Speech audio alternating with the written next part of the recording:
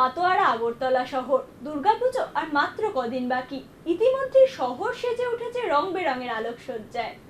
আমি এখন দাঁড়িয়ে রয়েছি সূর্য চৌমুহনী এলাকায়।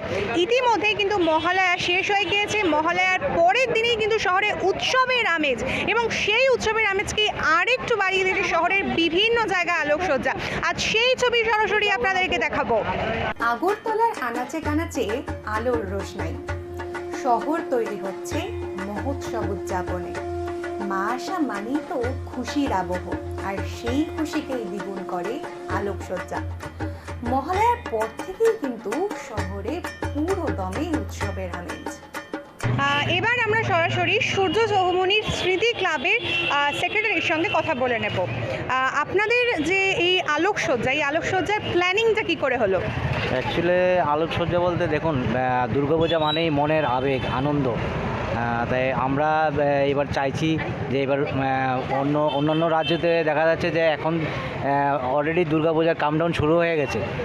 আমরাও চাইছি যে আমাদের শহরও যে একটা প্রাণকেন্দ্র পূজা স্মৃতি ক্লাব, খুব পুরানো ক্লাব, ঐতিহ্যবাহী ক্লাব, মানুষের মনে একটা আনন্দ আবেগ জাগানোর জন্যই এই আলোকসজ্জা আজকে।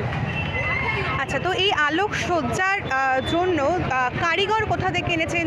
না, আমরা স্মৃতি ক্লাব বরাবরই লোকাল কারিগরকেই প্রেফার করি, কারণ আমরা চাই আমাদের যে ত্রিপুরাতে প্রতিভাবান যেই আলোকসজ্জা প্রতিমা বা প্যান্ডেলের লোক আছে তাকে এক্সপোজ করা। এখানে আমাদের সবসময় উদ্দেশ্যই থাকে যে আমাদের রাজ্যের কারিগর দিয়ে যে আমাদের কারিগরের কোয়ালিটি, তারপর ওদের প্রতিভা তা দেখানোর জন্য আমরা সবসময় চাই এখানেই ত্রিপুরা রাজ্যেরই কারিগর দিয়ে সব কিছু করানো।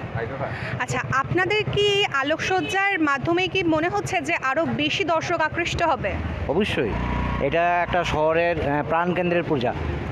এখানে যদি আমরা আরও বেশি কিছু করতে পারতাম তাহলে আরও বেশি লোকের সমাগম হতো এখানে। ক্যামেরায় অঞ্জন দেবের সঙ্গে সহেলি মজুমদারের রিপোর্ট, নিউজ নাও।